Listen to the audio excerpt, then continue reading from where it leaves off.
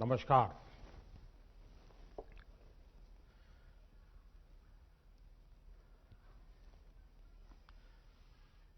मैं सबसे पहले तो इन तीनों युवकों को हृदय से बहुत अभिनंदन करता हूं कि उन्होंने बहुत ही उत्तम तरीके से, जिसमें विचार भी थे, वक्तृत्व कला भी थी, धारा प्रवाह, विचार प्रवाह बहुत ही सटीक तरीके से प्रस्तुति थी। आत्मविश्वास से भरा उनका व्यक्तित्व था। इन तीनों साथियों को, हमारे युवा साथियों को विजेता होने के लिए मैं बहुत हृदय से अभिनंदन करता हूं।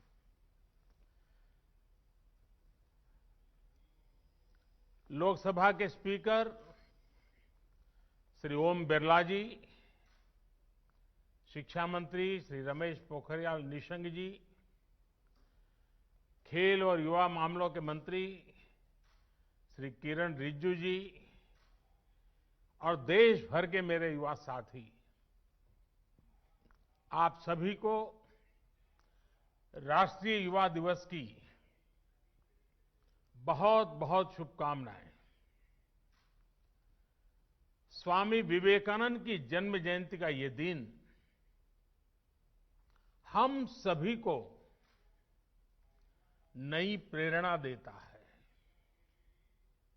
आज का दिन विशेष इसलिए भी हो गया है कि इस बार युवा संसद देश की संसद के सेंट्रल हॉल में हो रही है। ये सेंट्रल हॉल हमारे संविधान के निर्माण का गवाह है। देश के अनेक महान व्यक्तियों ने यहां आजाद भारत के लिए फैसले लिए, भारत के भविष्य के लिए चिंतन किया। भविष्य के भारत को लेकर उनका सपना, उनका समर्पण, उनका साहस, उनका सामर्थ्य, उनके प्रयास, इसका एहसास आज भी सेंट्रल हॉल में होता है। और साथियों, आप जहां बैठे हैं उसी सीट पर जब संविधान की निर्माण प्रक्रिया चली थी, इस देश के किसी न किसी गणमान्य महापुरुष वहां बैठे होंगे। आप आज उस सीट पर बैठे हैं। मन में कल्पना कीजिए कि जिस जगह पे देश के वो महापुरुष बैठे थे, आज वहां आप बैठे हैं। देश को आपसे कितनी अपेक्षाएं हैं। मुझे विश्वास है ये अनुभव इस समय सेंट्रल हॉल में बैठे सभी युवा साथियों को भी हो रहा होगा। आप सभी ने जो यहां संवाद किया, मंथन किया, वो भी बहुत महत्वपूर्ण है। इस दौरान स्पर्धा में जो विजेता हुए हैं उनको मैं बधाई देता हूं, अपनी शुभकामनाएं देता हूं। और यहां जब मैं आपको सुन रहा था तो मुझे विचार आया और इसलिए मैंने मनोमन तय किया है कि आपके जो भाषण है उसको मैं आज मेरे ट्विटर हैंडल पर से ट्वीट करूंगा।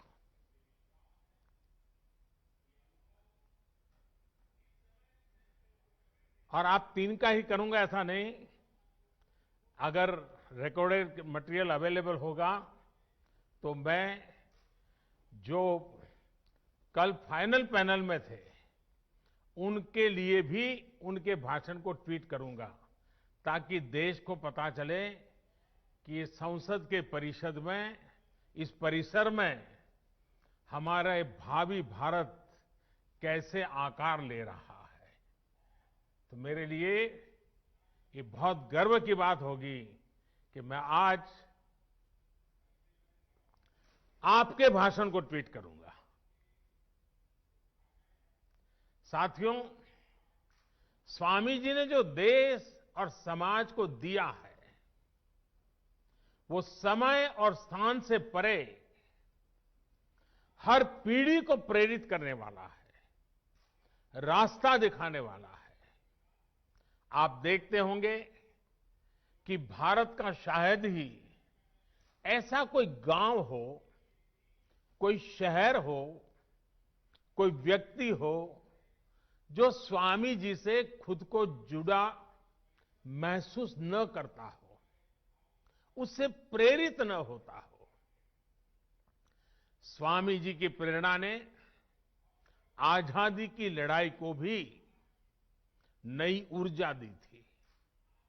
गुलामी के लंबे कालखंड ने भारत को हजारों वर्षों की अपनी ताकत और ताकत के एहसास से दूर कर दिया था।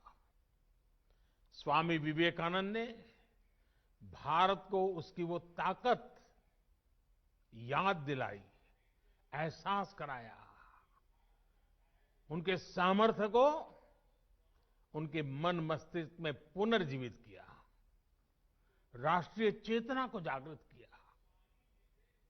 आप ये जानकर हैरान रह जाएंगे कि उस समय क्रांति के मार्ग से भी और शांति के मार्ग से भी, दोनों ही तरह से जो आजादी के लिए जंग चल रहा था, आजादी की लड़ाई लड़ रहे थे, वो कहीं न कहीं स्वामी विवेकानंद जी से प्रेरित थे। उनकी गिरफ्तारी के समय, फांसी के समय स्वामी विवेकानंद से जुड़ा साहित्य जरूर पुलिस के हाथ आता था।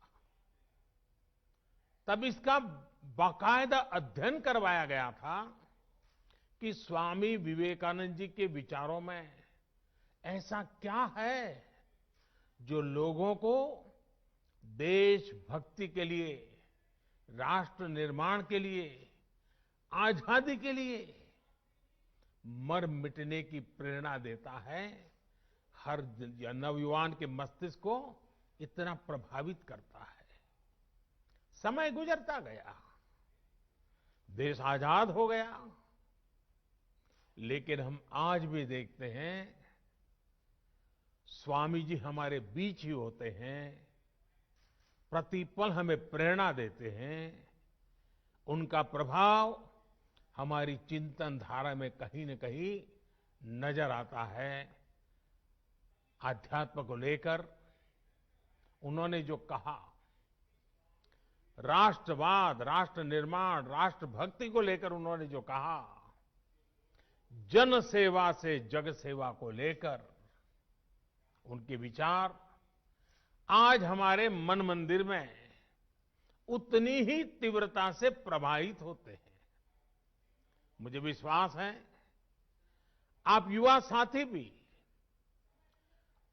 इस बात को जरूर महसूस करते होंगे। कहीं पर भी विवेकानंद जी की तस्वीर देखते होंगे, कल्पना तक आपको नहीं होगी, मनोमन आपके मन में एक श्रद्धा का भाव जगता होगा, सर आपको उनको नमन करता होगा, ये अवश्य होता होगा। साथियों, स्वामी विवेकानंद ने एक और अनमोल उपहार दिया है। ये उपहार है व्यक्तियों के निर्माण का, संस्थाओं के निर्माण का। और ज्यादातर ऐसे विषयों की चर्चा भी थोड़ी कम ही होती है, लेकिन हम अध्ययन करेंगे तो पाएंगे कि स्वामी विवेकानंद ने ऐसी संस्थाओं को भी आगे बढ़ाया जो आज भी व्यक्ति के निर्माण का काम बखूबी कर रही है।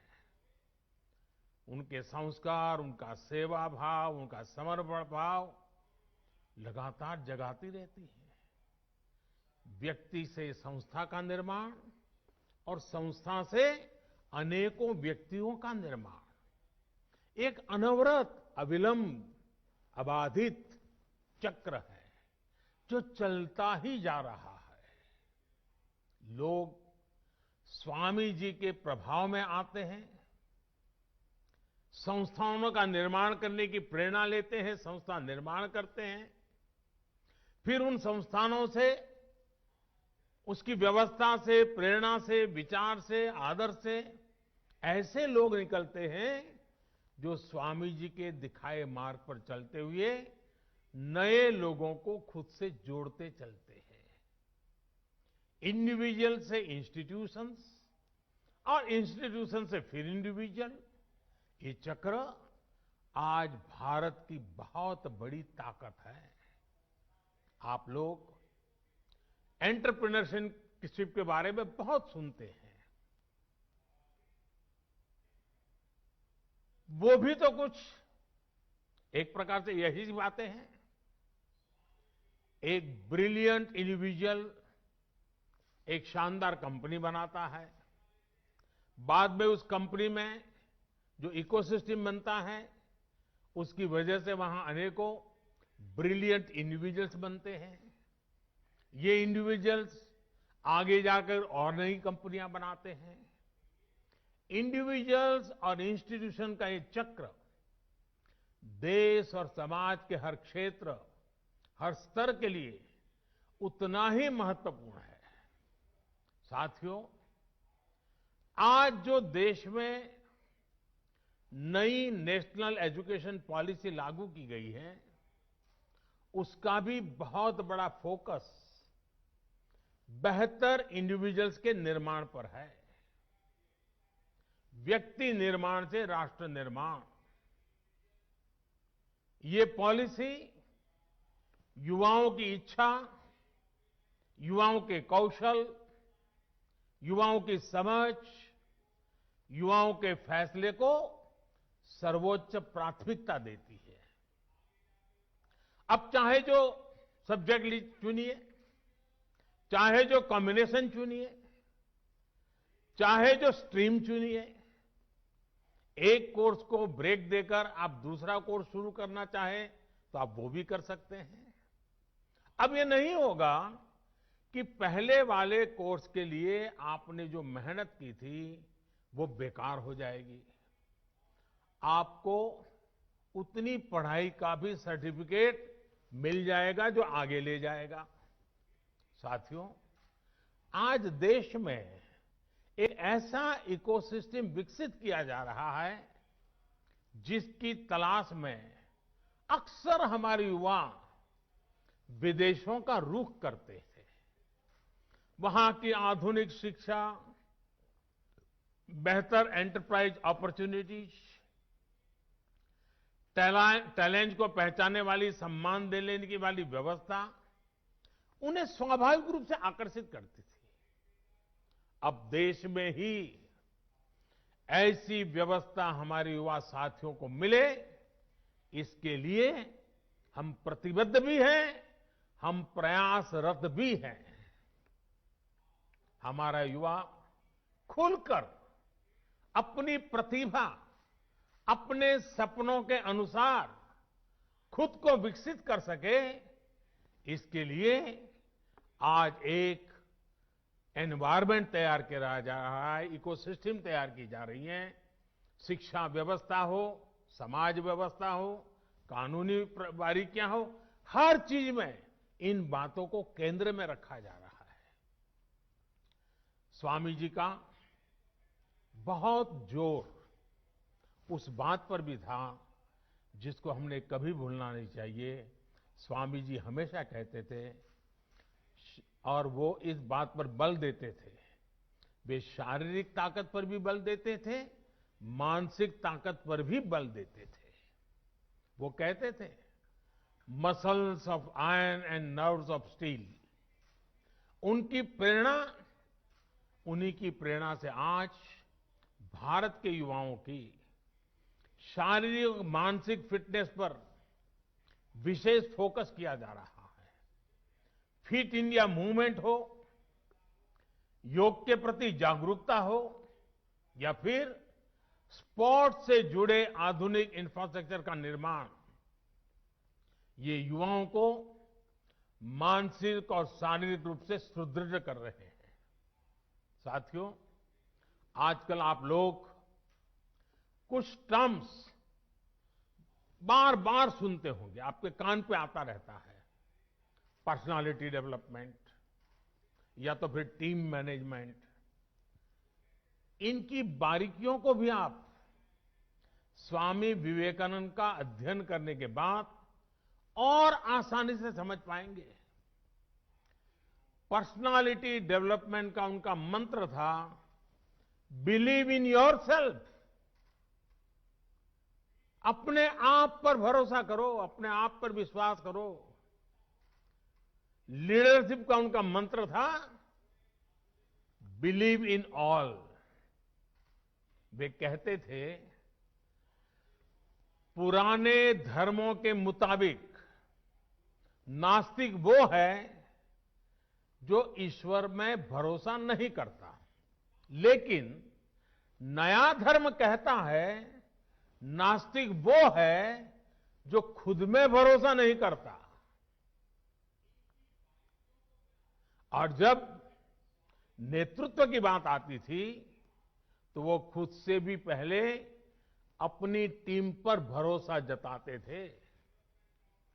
मैंने कहीं पढ़ा था, वो किस्सा मैं आपको भी सुनाना चाहता हूं। एक बार स्वामी जी अपने साथी स्वामी शारदानंद जी के साथ लंदन में एक पब्लिक लेक्चर के लिए गए थे। सब तैयारी हो चुकी थी, सुनने वाले इकट्ठे हो गए थे, और स्वाभाविक है हर कोई स्वामी विवेकानंद जी को सुनने के लिए आकर्षित होकर के आया था। लेकिन जैसे ही बोलने का नंबर आया तो स्वामी जी ने कहा कि आज भाषण मैं नहीं बल्कि मेरे सहयोगी शारदानंद जी देंगे। शारदानंद जी ने भी सोचा नहीं था कि अचानक उनके जिम्मे काम आ जाएगा। वो इसके लिए तैयार भी नहीं थे। लेकिन जब शारदानंद जी ने भाषण देना शुरू किया तो हर कोई चकित हो गया, उनसे प्रभावित हो गया। और ये होती है लीडरशिप और अपनी टीम के लोगों पर भरोसा करने की ताकत। आज हम जितना स्वामी विवेकानंद जी के बारे में जानते हैं, उसमें बहुत बड़ा योगदान स्वामी शारदानंद जी का ही है।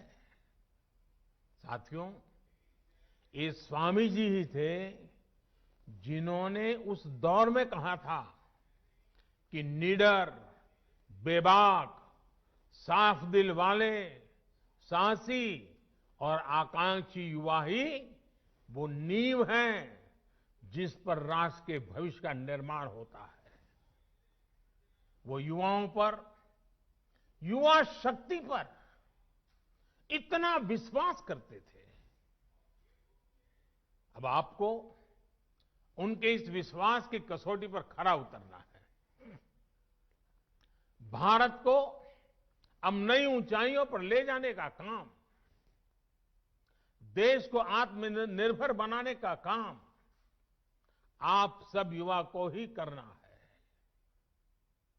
अब आप में से कुछ युवा सोच सकते हैं कि अभी तो हमारी इतनी उम्र ही नहीं हुई है, अभी तो हंसने खेलने जिंदगी में मौज करने की उम्र है।